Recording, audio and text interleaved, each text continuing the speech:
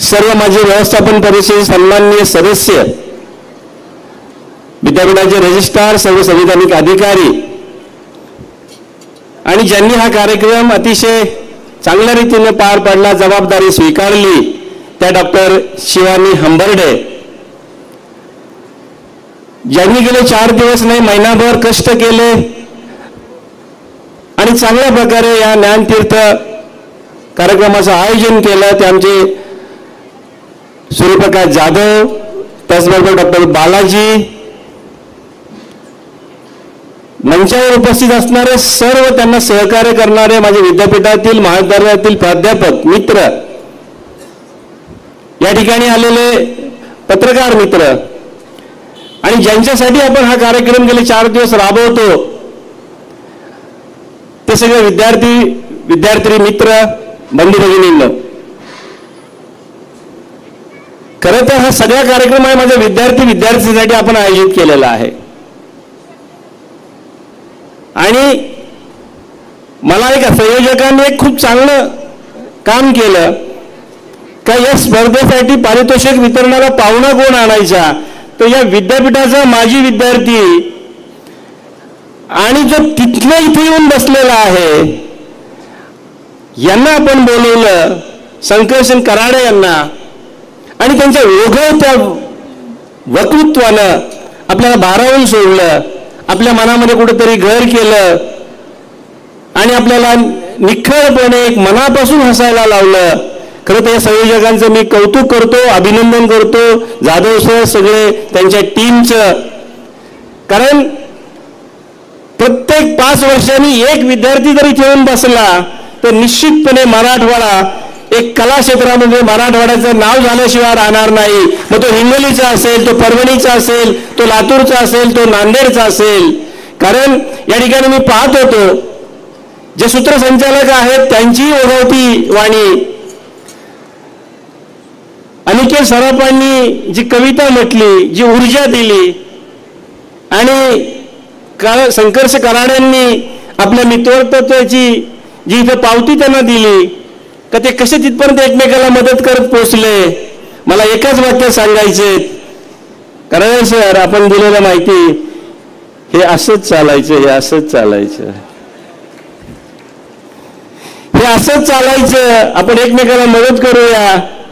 निश्चितपणे आम्ही आमच्या महाविद्यालयीन जीवनामध्ये आपण सांगितलं, मी तर पुण्यात होतो, फर्ग्युसनच्या कॉलेजच्याच इथं माझं महाविद्यालय शिक्षण झालं, तेव्हा आपण जी मनामध्ये खंत व्यक्त केली का खळखळून नाही हसलो, त्या चेअरवरती असल्यामुळे खळखळून नाचता येत नाही, पण चेअरच्या बाहेर आल्यावरती हे असंच चालायचं, हे असंच चालायचं.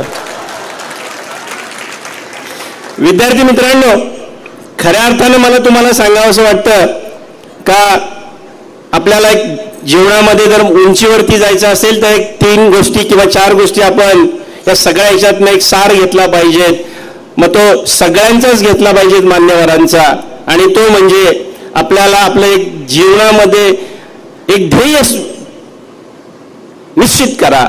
आणि ते ध्येय जर निश्चित करायचं असेल मग ते ध्येयासाठी काय काय आपल्याला करायला लागते त्याची एकदा लिस्ट आपण लिहून काढावी. का मला माझं ध्येय गाठायचं असेल तर या गोष्टी मला केल्या पाहिजेत. त्यांनी सांगितलं का अपयश येत राहतं, अपयश तर येणार आहेत, अपयश यायलाच पाहिजेत, एक नाही. त्यांनी सांगितलं एटीकटीपर्यंत गेले परंतु डगमगले नाहीयेत, आज स्टार झालेले आहेत, पण त्यांनी नॉलेज घेत राहिलं. आणि म्हणून दुसरा मुद्दा मला सांगायचा आहे का नेहमी ज्ञान घेत राहा. म्हणजे कुठल्याही क्षेत्रातलं ज्ञान असू द्या, ते पूर्णपणे जोपर्यंत आपला शेवटचा श्वास आहे तोपर्यंत ज्ञान घेत राहा, ज्ञान आपलं वृद्धिंगत करत राहा, ज्ञानामध्ये भर टाकत जा, निश्चितपणे तुम्हाला त्याचा फायदा होणार आहे. आणि तिसरं जे मला सांगायचे त्याच्यामध्ये का आपण हार्डवर्क, कष्ट केले पाहिजेत, कष्टाशिवाय कुठलीही गोष्ट मिळणार नाहीये. त्यांनी सांगितलं रात्र 1 वाजेपर्यंत ते नाटकाचे प्रयोग केले, रात्रभर प्रवास केला आणि या मंचावरती उपस्थित राहिले. याच्या पाठीमागे कष्ट आहेत मित्रांनो, तरी चेहऱ्यावरचं हसू कधी कमी झालेलं नाहीये. आणि म्हणून अशा प्रकारचे कष्ट, जिद्द आपल्यामध्ये यायला पाहिजेत. आणि चौथा मुद्दा मला तुम्हाला स्पष्ट करून सांगायचा आहे. चौथा मुद्दा तो म्हणजे असा आहे का हे सगळं करत असताना आपलं सक्सेस जे आहे ते सक्सेस गाठत असताना आपल्याला अडचणी खूप छोट्या मोठ्या येणार आहेत. कधी चांगला मित्र भेटणार नाहीयेत, कधी चुकीच्या गोष्टी आपल्या हातून घडून जातील, कधी अजून आपल्याला आपल्या फॅमिली बॅकग्राऊंड नसेल, एन्व्हायरमेंटल नसेल, किंवा महाविद्यालयाने दोन गोष्टी दिल्या नसतील, किंवा विद्यापीठाने अजून काही आपल्याला फॅसिलिटी दिल्या नसतील.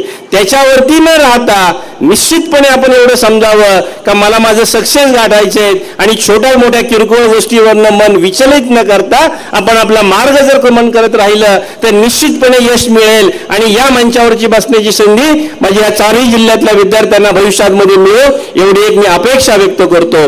जाता जाता एक थोडक्यात अजून एक सांगतो. ज्यावेळी आपल्याकडे दोन ज्या महत्वाच्या आपल्याकडे डेट असतात, एक म्हणजे मॅन्युफॅक्चरिंग डेट आणि दुसरी म्हणजे एक्सपायरी डेट. तर मॅन्युफॅक्चरिंग डेट आपल्याला माहिती असते, एक्सपायरी डेट आपल्याला माहिती नाहीये. आपण दोन्ही लक्षात ठेवायचं. या टू इन बिटवीन टू, या दोन्हीमध्ये जे काय करायचं आहे ना आपल्याला, या दोन्हीमध्ये आपण करावं. नाहीतर आपण या दोन्हीमध्ये जर करायला आपलं जर विसरलो, आपण कमी पडलो, तर आपण कुठल्याही क्षेत्रामध्ये यशस्वी होणार नाहीयेत. म्हणून प्रामाणिकपणे, जिद्द, चिकाटी आणि कुठल्या एन्व्हायरमेंटनं आल्यापेक्षा कुठलं एन्व्हायरमेंट आपण तयार करतोय याचा आपण नक्की विचार करावा.